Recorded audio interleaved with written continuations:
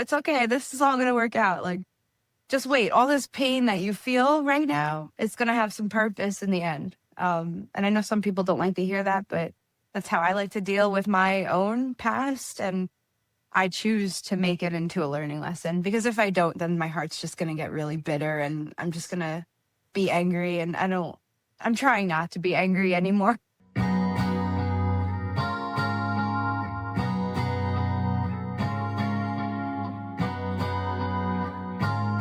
What it do, what it do. It's your boy, Andre Spruell, and you are tuning in to Middle of the Fence podcast. Thank you so much for taking time out of your day, whether you're listening, watching, or both. As I like to say, time is the most valuable thing on this earth because we can spend it, we can't make it back. So as always, thank you for your time. And today we have a special guest with us today. Please welcome to today's episode, Sarah Rose. Sarah, thank you so much for taking time to be on this show. Hi, thank you for having me. Of course. And before we get into the interview portion, I just want to give a quick background on Sarah here. So we've got a guest whose story literally defines what life is like being on the middle of the fence. Growing up in an affluent Long Island suburb and dealing with instability at home, financial struggles, and the kind of family dynamics that shape how you see love, relationships, and yourself. From navigating mental health and being diagnosed with BPD to becoming a mother at 19 and turning her experiences into purpose through her platform, her book, and her music. This is a journey built on faith, resilience, and growth. How does that intro sound? That sounded great. Awesome. Thank you. Awesome. And, with that intro alone, we're going to be getting into some heavy topics. So before we get into the heaviness of it and the seriousness, we're going to have fun along the way, obviously. But you just got married recently, so congratulations. Yeah, How was that?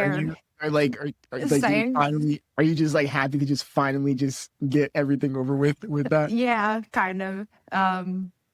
Well, they didn't take long to plan. We planned for about a month, but we were engaged for about a year and a half. So.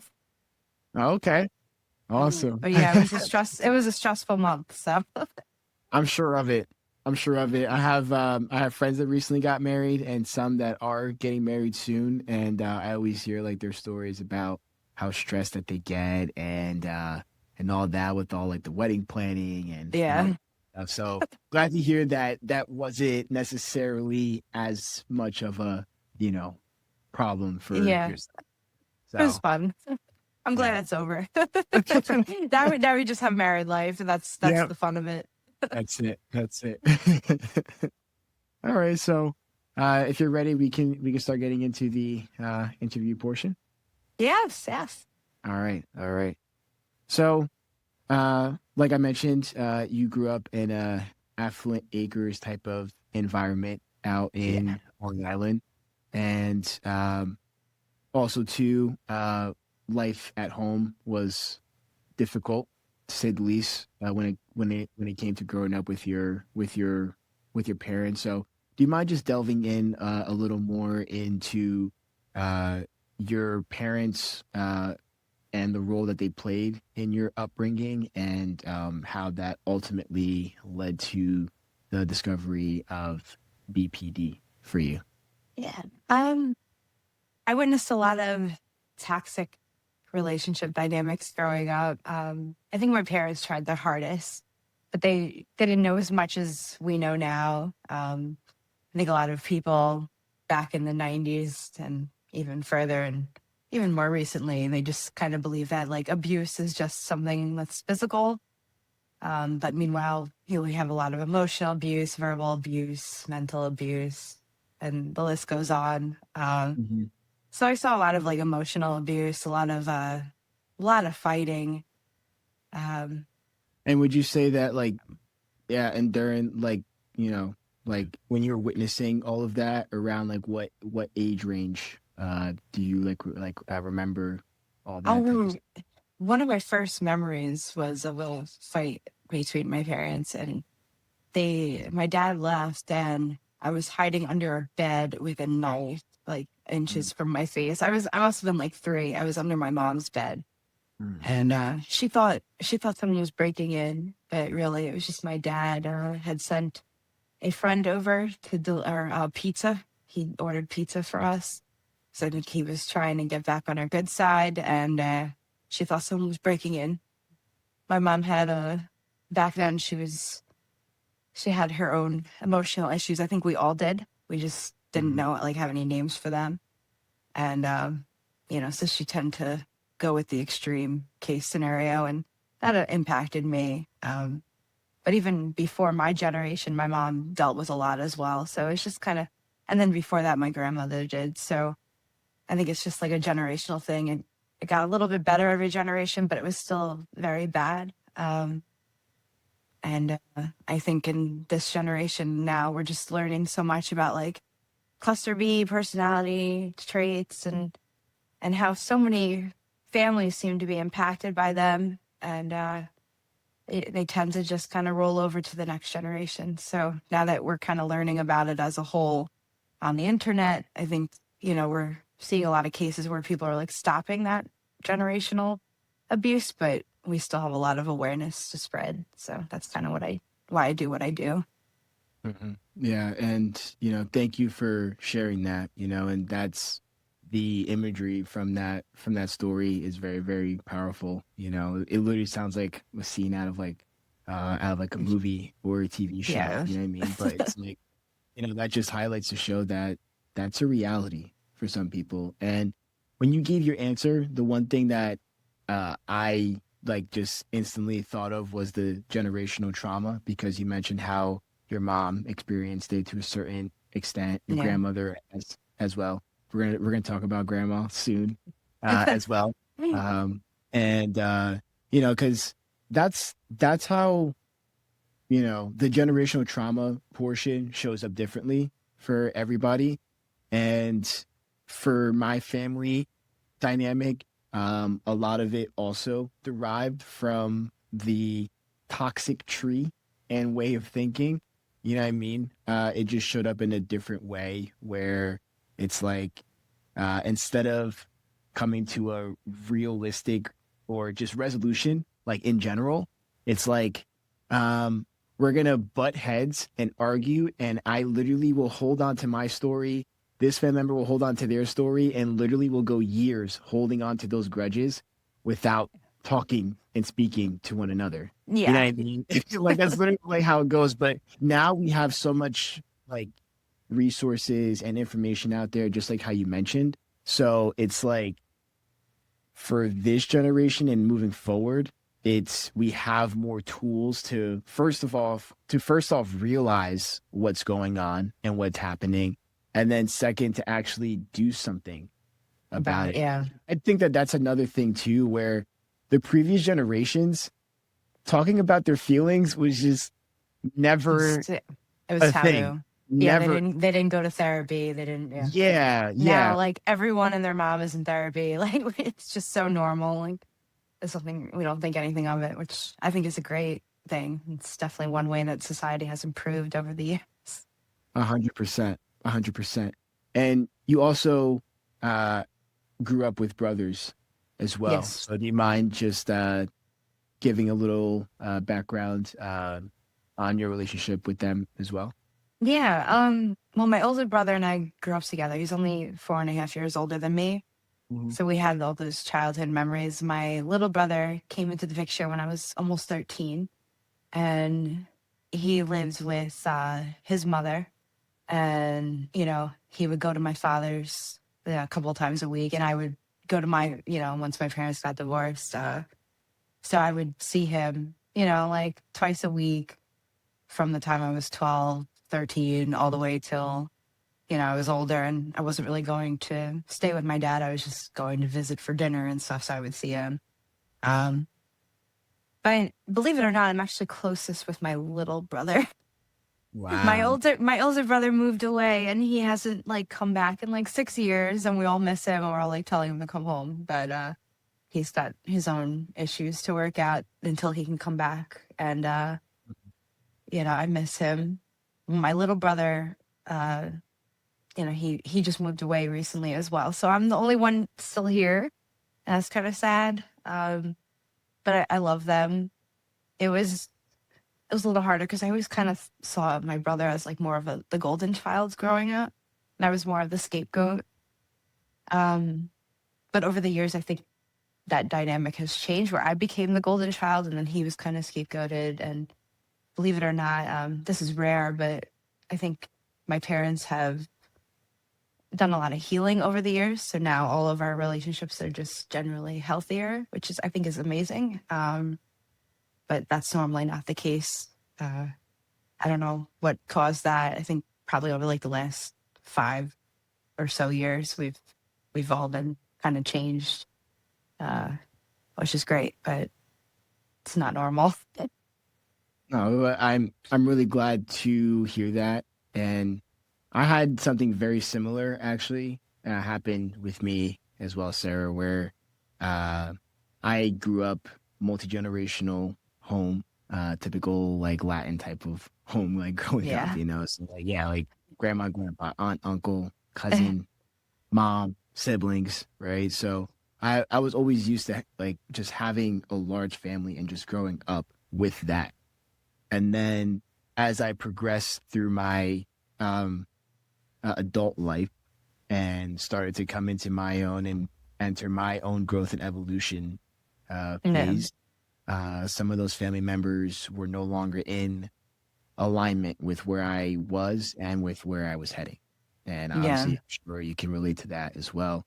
Yeah. And so there was years where I didn't speak to certain family members, and as recently as this past weekend, at the time of recording, I actually got to hang out with some of my family members that I haven't like actually hung out or spoken to in quite some time to start to begin that healing journey. Because what happens is everyone like has to go through their own phase of growth and evolution, Yeah. obviously, and sometimes it really does take time. And then for you to sit back and realize, like, oh my gosh, like if I keep going at this rate, I'm not going to have a relationship with my children or my sibling or whatever the case may be. So I think that that's part of it too, where now that the previous generation, although they didn't have the tools that we do now, they're starting to realize, okay, just because we didn't have it and we're older now, like Yeah. no shade to anyone that, falls into that category, obviously. But it's like, they're starting to realize, okay, it's not too late. And I can use these tools as well to help me. Yeah. And Yeah. and and I think that that's really, really cool to see as well, definitely. Yes, definitely. Like what's happening, I think, is I started my platform and I hid it from everyone for years, and then about 2 years ago, I revealed my face and my name, and I told everyone in my life about it because I was like living 2 lives for a while, and I don't know. I think that's also helped too, that they can see that and they see the impact of it. So I think it's No, been yeah. cool to Oh, see. yeah. No, yeah, definitely. And honestly, we could just segue into that now and then also just delve into your story a little more. So you're referring to starting BPD Beautiful. Yes. Yeah. So for those tuning in, just let them know what BPD is because we mentioned it multiple times. So some people probably don't know what it is. So if you could just give a little background on that, and then how it came to be, and and the fact that it's impacting so many people as well with it. So I definitely want to commend you for. I did check it out prior to the interview, so Thanks. really, really good stuff. Seriously. Thank you. Well, BPD is something I started in 2019, uh, about 6 months after I was diagnosed with borderline personality disorder. I originally started it as like a personal blog just to kind of document my own treatment process with BPD and using like DBT, dialectical behavior therapy. And then over like 2 years, I I progressed in a way that I was actually able to reach remission.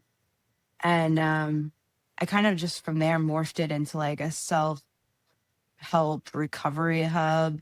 Like we have like videos with like, guided mindfulness exercises. We have blogs from me and from other people with BPD and like therapists and psychiatrists who like submit their guest posts. Uh, we have like, we curate like different resources, worksheets. I have my book that I publish through it. So it's kind of like it's a hub that people who are impacted by BPD can visit and kind of find some hope, whether they have the condition or whether they're a loved one. That's awesome. That's really awesome stuff right there. And when it comes to BPD, it's something that I was aware of, but it's something that I feel like is said or people joke around a lot about it. I feel like where it's like, oh, I feel like I just have like multiple like personalities. Like I know people close to me that joke about it, but for people that are actually diagnosed with it, it's something that is actually pretty serious. You know what I mean? Yeah. So, would for anyone that isn't too aware of it, are there any like early signs that you can have it, and then if there's like different like severity levels of it, Yeah. would you Well, it say? does. Yeah, it does run on a spectrum. So you have people who will have traits, but they don't really like have the condition, or they do. It's just a mild form. They're pretty like they call it like high functional BPD or high functioning BPD. And then there's people who are Hmm. on the opposite side of that, on the other side of the spectrum, and they're very they're not doing too well. They probably have suicidal thoughts. Often they might not be able to work. They might have to get disability. The it does vary. Some people have a lot of self awareness and they can hold themselves accountable, even though it doesn't it triggers that shame that they tend to get. But then there's also people with BPD who have absolutely no self awareness, and those people can be sometimes you can end up being very abusive without even meaning to. The signs and symptoms are usually one of the big ones is a fear of abandonment, a very intense fear of abandonment. It's more than just like an anxious attachment style. It's you kind of put your whole identity into one person. We in the community we call that like a favorite person.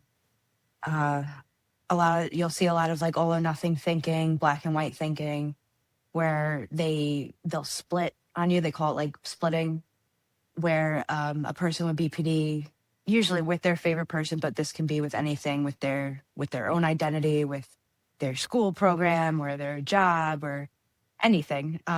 They'll either see it as like all good or all bad. So if like they get upset with you, they'll talk in extremes, like, oh, you always do this, you never do that. Or when they're idealizing you and they're on the other end of that, they'll, you're the best thing that's ever happened to me. I wouldn't be able to live without you. Like very intense, like Mhm. dramatic statements that kind of slip back and forth. And you can split like within minutes or days or I mean, the longest I ever saw or did was probably months, but usually it was a lot quicker than that. Like throughout the day, my feelings and opinions would so quickly go back and forth. Those are like the two biggest symptoms, but you also have shame. You tend to have very intense, all consuming shame, especially after like an episode. Um, there's you can dissociate often. Usually people with BPD also hurt themselves a lot. They'll like when they get triggered, they're kind of like not always, but a lot of the times their first instinct will just be, well, I'm just gonna end it. There's like there's no middle ground. Um Rage, you'll see rage like during triggers, they get very angry. Of course, these are symptoms. There's 9 total symptoms. Mhm. They usually have a very shifting identity. So like with the splitting, it also corresponds with their identity. So they'll either love something about themselves and then hate it, or they might change their hair color a lot, or they're always trying different hobbies. In my experience, I tended to, I don't have a favorite person anymore. I have a husband, but he's not my favorite person, which is a good Oh, thing because it's how do very, you feel about hearing that? it's a healthy thing. Yeah, Because of I course. actually have a healthy relationship now. But with a favorite person, a person with BPD will tend to like put their whole identity into that person, which, so like for me, I used to like, even though I didn't like something, I would like make myself like it because they liked it.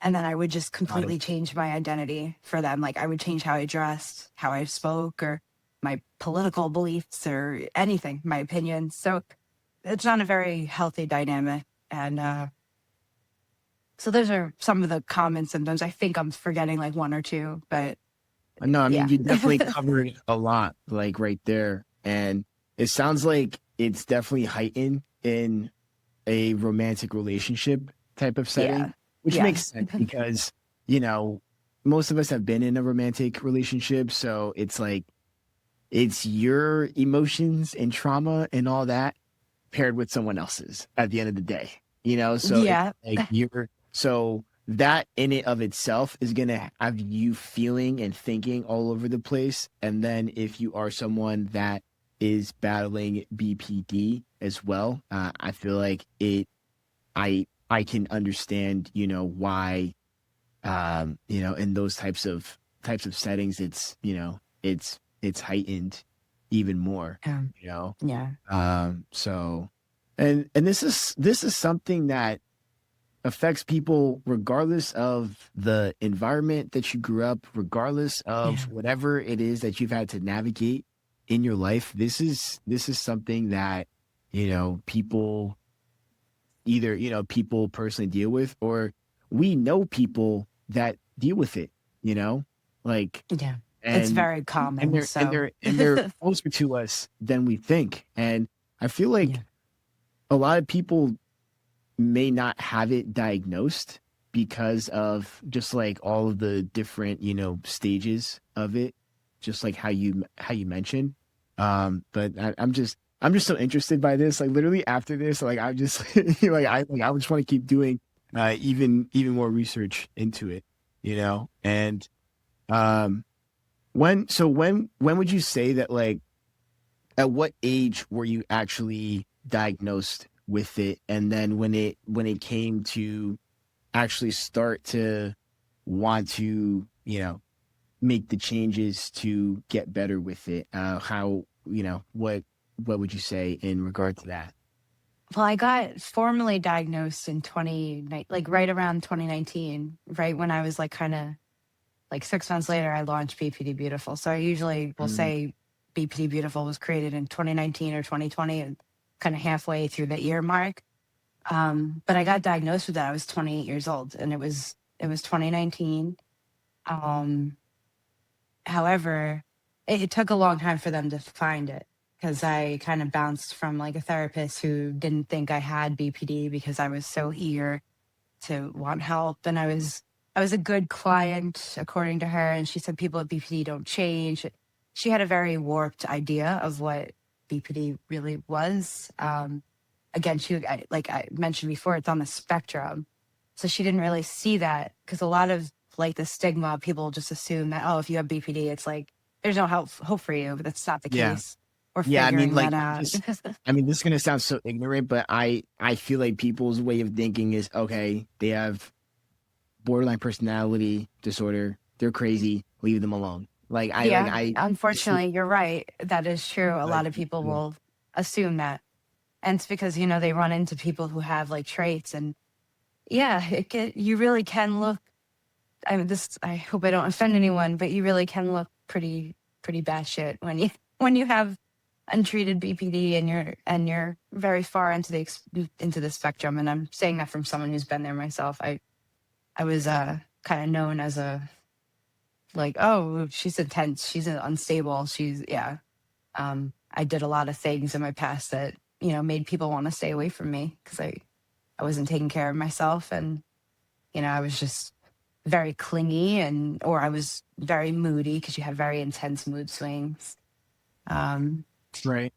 And so I got diagnosed though in 2019. I was in my, later 20s, but I started showing symptoms when I was as young as 11. So, and I've heard that's very common that, people will look back and be like, yeah, I showed symptoms around my preteen years. But most psychiatrists, most professionals are reluctant to diagnose someone under 18 with BPD because that when you're a teenager, all of our emotions tend to be a little extreme. True. So they kind of want to wait until you're grown to see if it's, if that's what it is. So I was probably 11. I was like on it. That was like when I first did self-harm. I'm trying to like censor myself. I know we're not supposed to say those words anymore.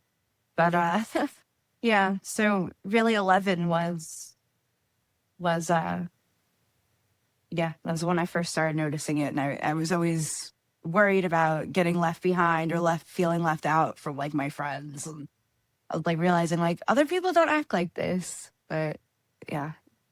Your story is very inspiring. So let me just say that now. You know what I mean? That's just like the general takeaway that I'm having right now. And part of or a major factor that helped you, to be where you're at now is one of the lessons that you learned growing up, which is to go with the flow and trust God.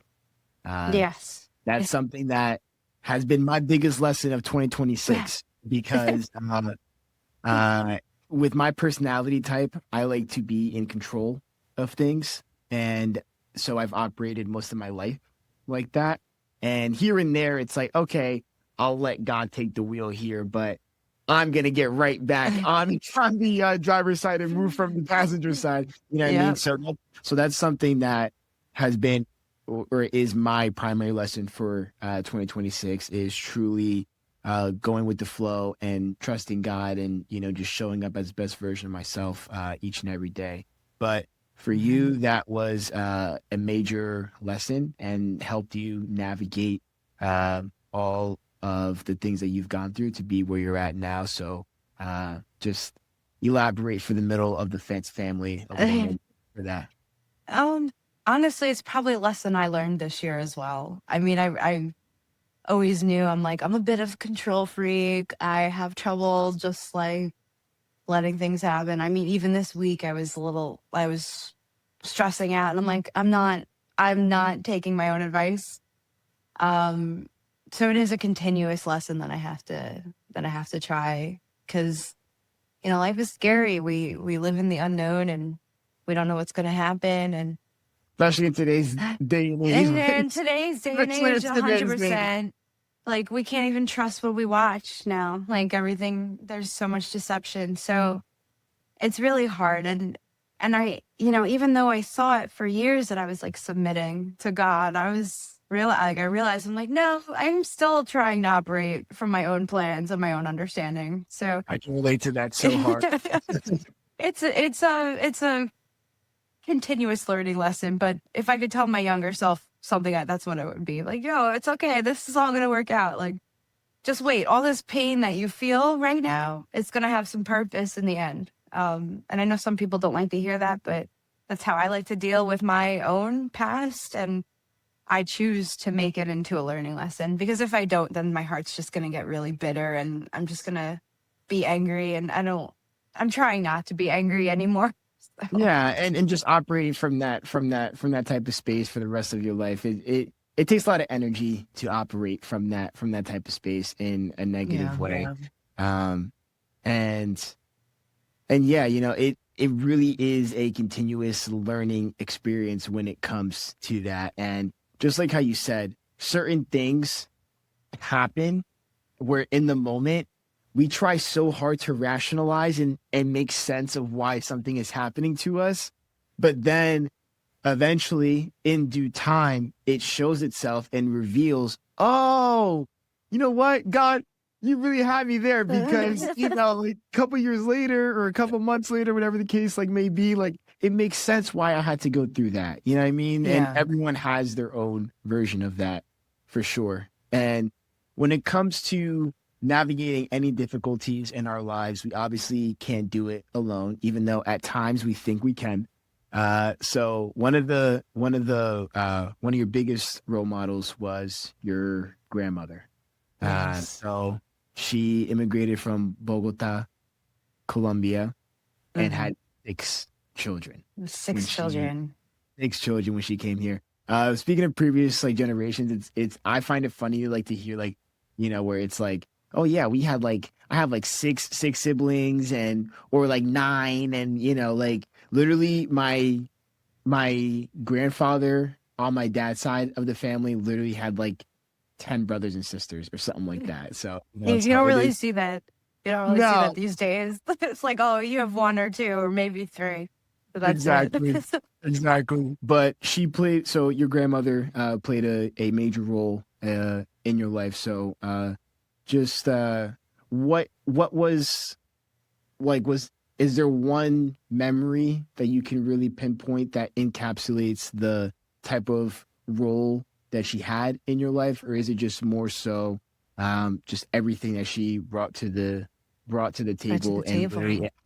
it had like an effect on every single aspect of your life? I hope that that made sense. Yeah, yeah.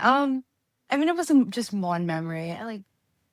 This was actually my mother on my father's side. My other grandmother had a very difficult life as well.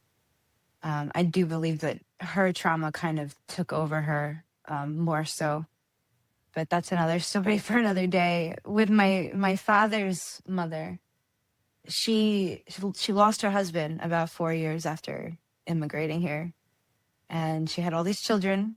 She barely spoke the language. She had to work to support them, and this was back in the 60s when women just we weren't seen as equal as much as we are today. And she had to teach herself how to drive.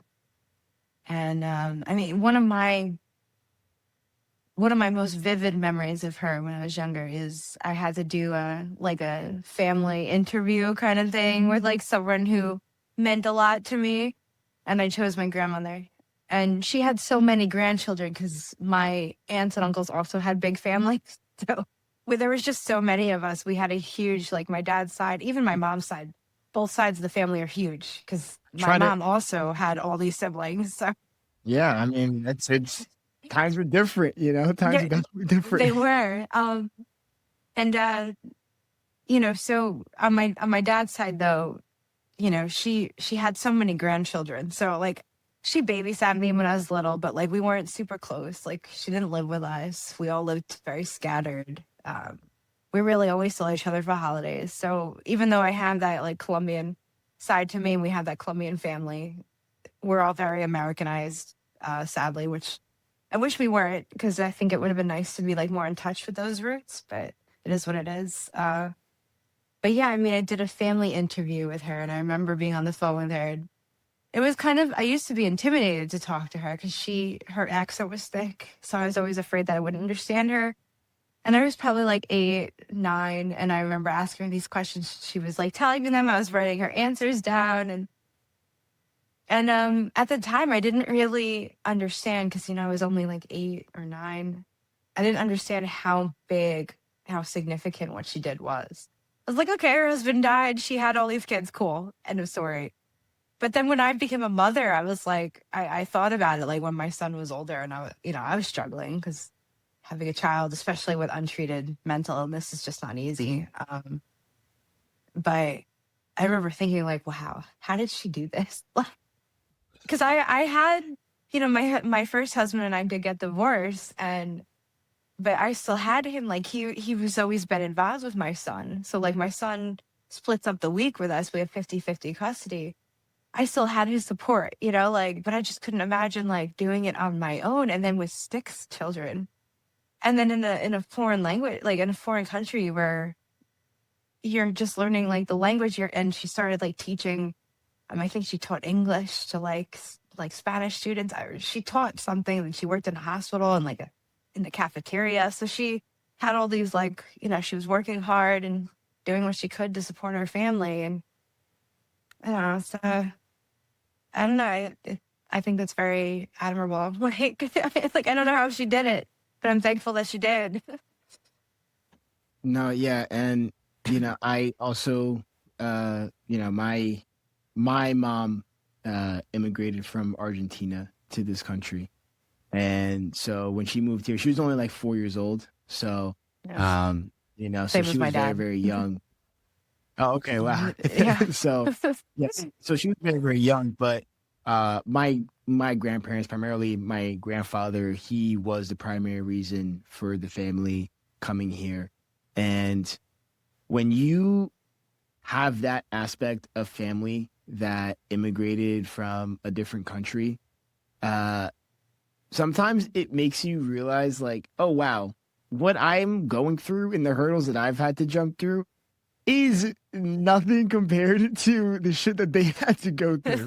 You know what I mean? Like, like for most people, having to move to a different country where you don't know the language and just having to create a life out of basically nothing with whatever you have whenever you come over here, it just like, I feel like it makes you grateful, especially as you get older, like how you mentioned, because when you're 8, 9 years old, I mean, you're a kid, you're worrying about, toys and, like, I don't know, like cartoons and Yeah, I was worried about right? myself. I wasn't thinking about Yeah, anyone else. exactly. Exactly. But as you get older, it does give you a high level of gratitude for the sacrifices that the family made, Yeah. just to take that leap of faith in the first place, and ultimately, help, create memories and like the family history that will go on from generations as a result of them making that move. Like, because my grandfather moving from Argentina, he's the only one that moved from there. His other 7 siblings stayed in Argentina, and those generations of family are still out there. So he literally was the only one to move. That's And crazy. yeah, it makes me think like, oh my gosh, life would have been totally different. Like this conversation Yeah, wouldn't even be happening. Like, you I know what I know. mean? I Like, mean, I don't yeah. know who I would be if I would even be alive, but like my grandmother's family did. They kind of shunned her for it. They're like, "What are you doing? Come back home! Like, why would you stay?" And she's like, "No, my kids will have a better life out here. I need to stay." And she stayed. Yeah. So shout out to the grandparents that made the leap of faith, Yeah. to their family, and it's led to amazing uh, results because of that. Yeah. It's So the land of opportunity. absolutely, absolutely. So to transition a little bit, one thing that I definitely wanted to talk about is the fact that your upbringing was shaped by mental health and the types of relationships that you sought, and those were also factors that helped led to creating BPD Beautiful, and as well as your novel Sadie's Favorite. So just give us a little more background on that, if you don't mind. Yeah. Well, like I said, I had the untreated BPD. Uh, and that meant I had a lot of toxic, turbulent relationships with, romantic partners. I got married, divorced. Also, my friendships were generally very toxic and turbulent. My relationship with my parents. Yeah, as a side note, I think both my parents dealt with these cluster B traits, and I think that's because my father grew up without his father. That's an abandonment wound, even though it's not intentional. It's still a trauma. Um, but I mean, all of that kind of gave me not the sturdiest of foundations. So my relationships generally were very toxic. And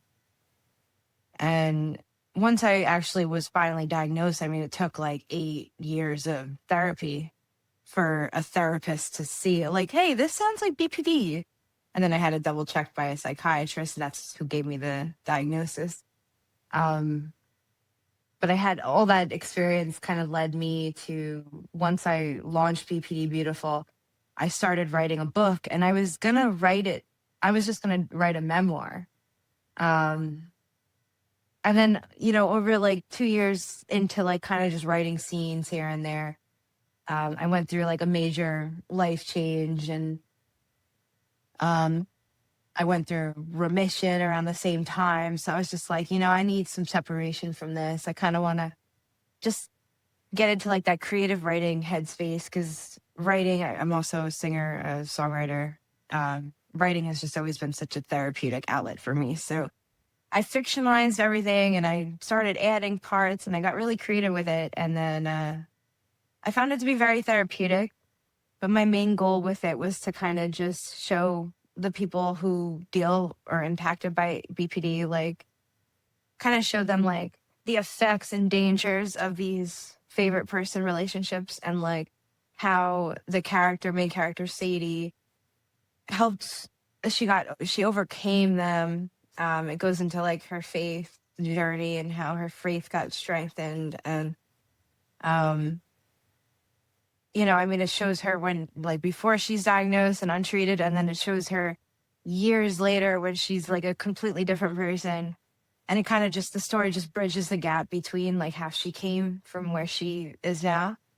And I was hoping by writing it, I would inspire some people and, see what happens.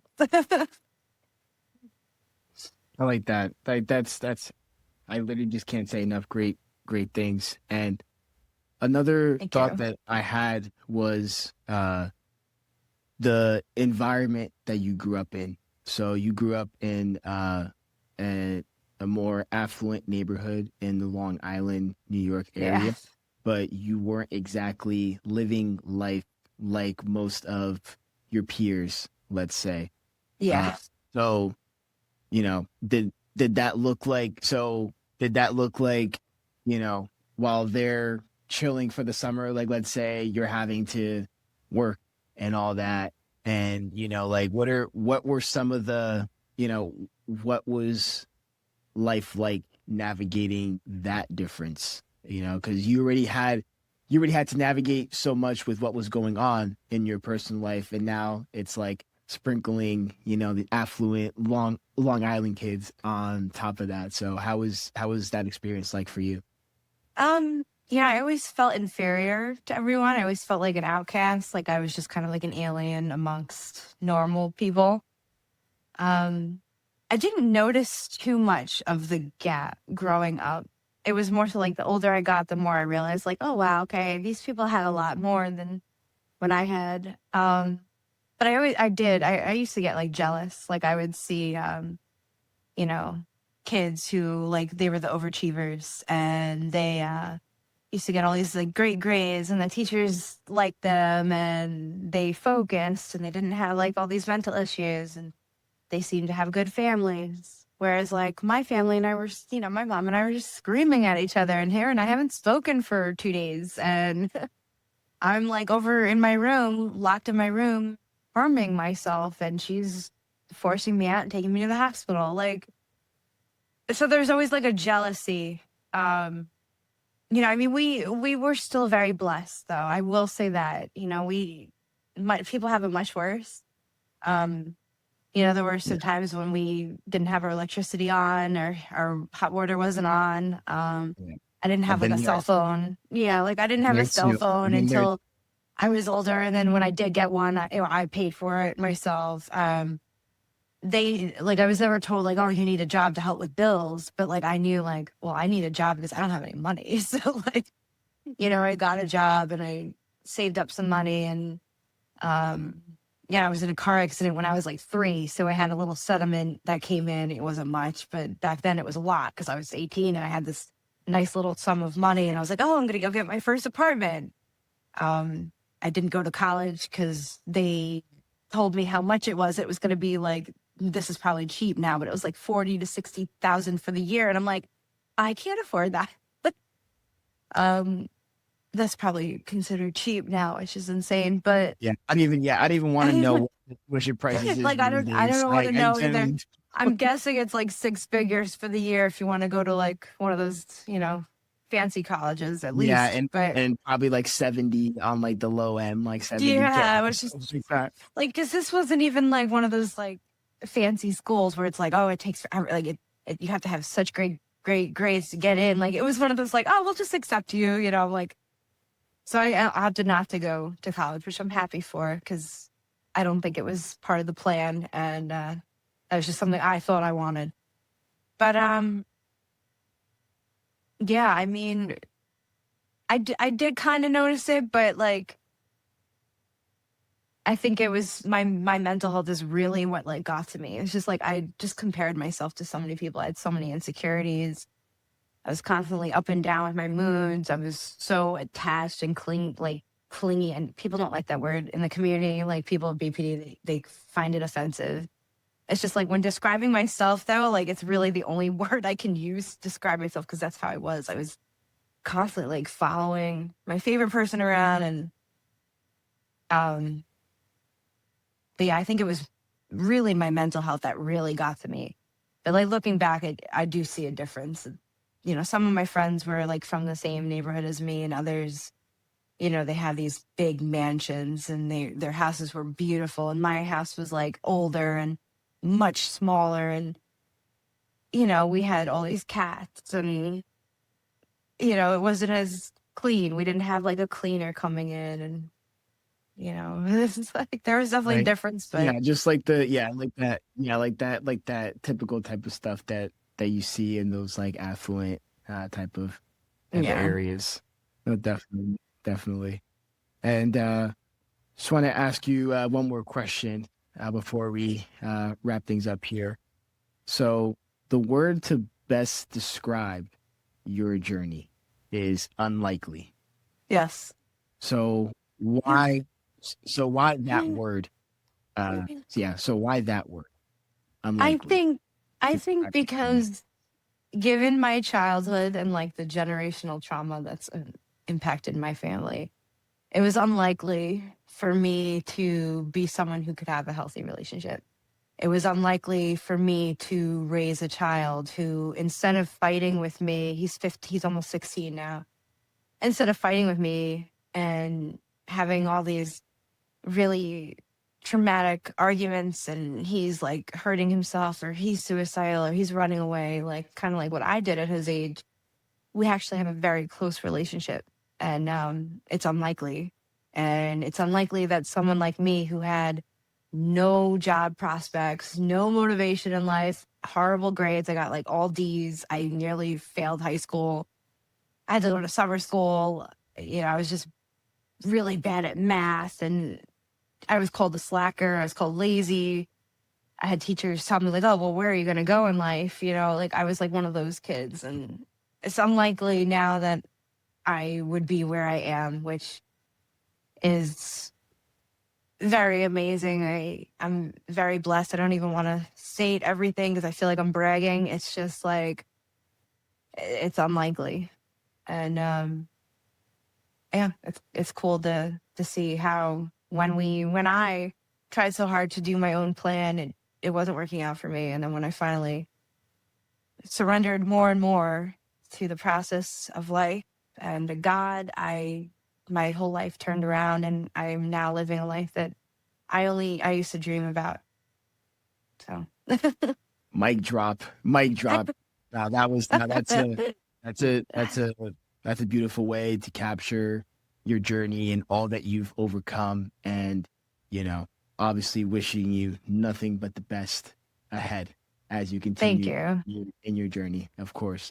So where can people tap in with you, support your work, and follow what's next? This is your time to shout social media and anything else you want to give a Oh, shout. well, you can always find me on bpdbeautiful.com. You can find all of our content. We have a video page. We have Sadie's favorite linked there. We have our blog. We have our social media pages linked there, where we have like little easy to digest recovery tips. We have like checklists, lists, different we try to be as unique as possible. We try to be practical with our content, so things are easy to follow and it's not just too overwhelming, because, you know, recovery is it's an uphill battle, but it's totally possible. It's totally worth it. You can also go to sadiesfavorite.com just to see my see the book. One thing is my band, Them Versus Her, and I also produced an original soundtrack for the novel. So That's awesome. the novel features characters who play music. So the soundtrack kind of plays into that. It kind of we played like their style of music. And you're a So vocalist and bassist for the band. yes. So Yeah. So then that's fun. And you can find me there at Them Versus Her, then VSRher.com. You can find me on Facebook. I don't really go on social media as much anymore. I'm so tired of it. It's just such a rat race. But we do post on BPD Beautiful's handles. We post bpdbeautiful.blog on Instagram. We're on Pinterest, YouTube, which is not our biggest platform. Threads, you know, we're on all of them. Just look up BPD Beautiful. You'll see our turquoise logo with the we're gonna red have letters. everything linked in the description Yeah. and comments as well. So we got you. We got you. Thank you. Of course, of course. And Sarah, thank you so much for your time and for sharing your powerful story and all that you've overcome. You've definitely inspired me with it. So I know that you have and continue to inspire others with your story as well. And this is another reminder that no matter what side of the fence you grew up on, we're all more alike than we think. Yeah, it's true. Thank you again. Thank you for having me. Of course.